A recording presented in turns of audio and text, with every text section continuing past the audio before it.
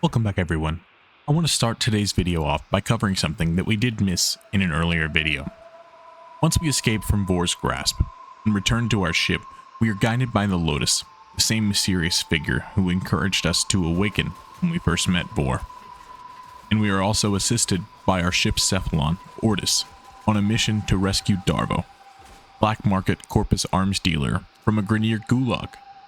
In return for his freedom, Darvo helps us to remove the Ascaris device from our warframe that was placed on us by Captain Vor himself, allowing him enough time to escape.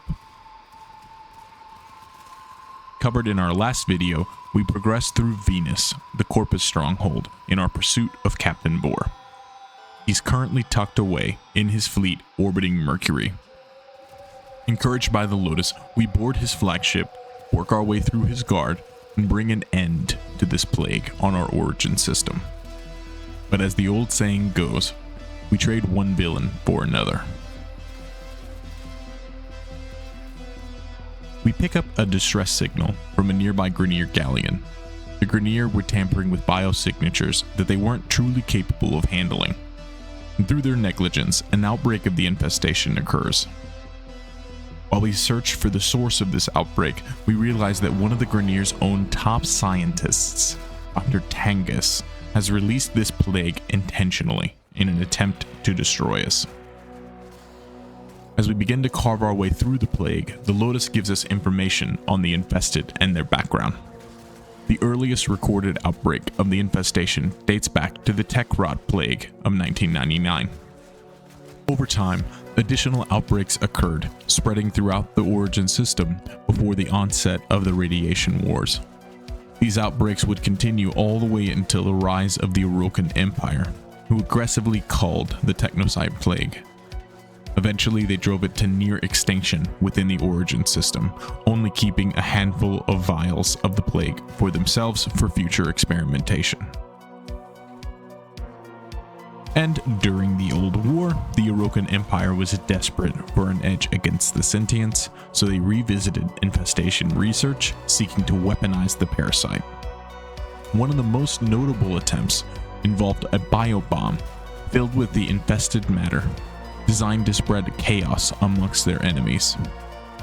When the sentients launched an invasion on Deimos, the small planetoid orbiting Mars, the Orokin detonated one of these biobombs to halt their advance. While the attack successfully repelled the sentients, it also unleashed a full-scale infestation upon Deimos, transforming it into a stronghold for the parasite. Following the rise of the Tenno, the infestation has remained largely contained within the dark sectors. Dark sectors are isolated outbreaks of the plague, typically located on the outskirts of the various planets in the origin system. We work together with the Lotus to drive back the infestation, but determine that it is too much for us to take down single-handedly. We decide we have no other option but to detonate a void bomb, destroying all organic tissue but leaving the structures intact. Once the outbreak is contained on Mercury, we then realize that we need to take a detour once we work through Mars to the nearby planetoid, Deimos. Yes, the same Deimos where the Orokin originally detonated a biobomb in the Old War. As we arrive on the planet, we notice that we are surrounded by what would normally be quite beautiful architecture, but it has been mangled and mired by this plague. We strike at the heart of the infestation, weakening its hold on these gilded halls, and eventually find ourselves face to face with a monstrosity known as Lephantis. Lephantis was created by the Orokin to fight during the Old War. However, it seems to be leading the pact on Deimos in some capacity. After struggling to deal with the trio of beasts, we're met with an unfortunate truth.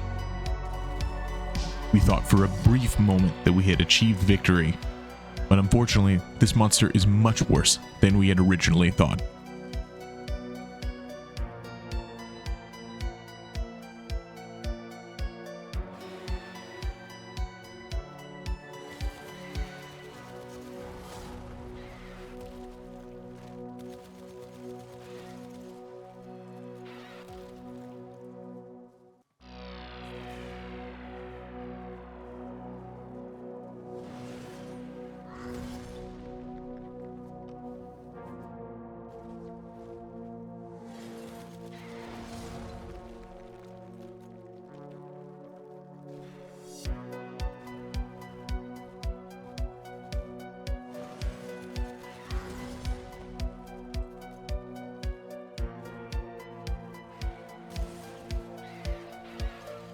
Though it takes some time, we are eventually able to best the beast.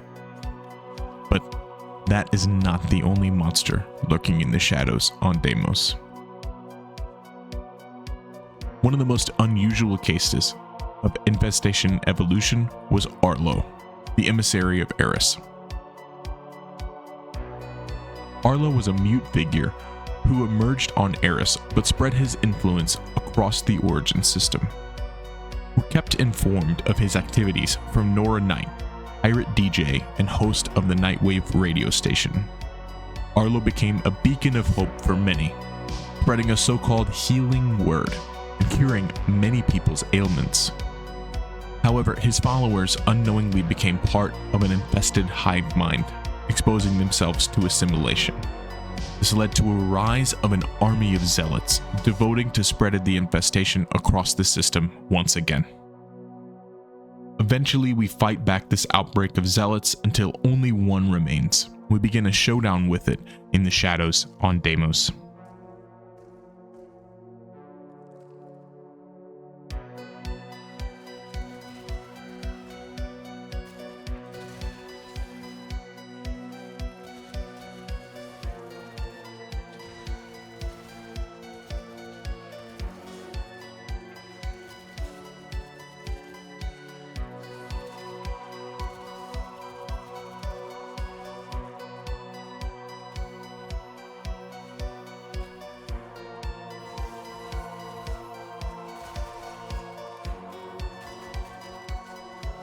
We use Arlo's flame to drive the plague back, and through a very challenging battle, eventually bringing this Zealoid prelate to an end.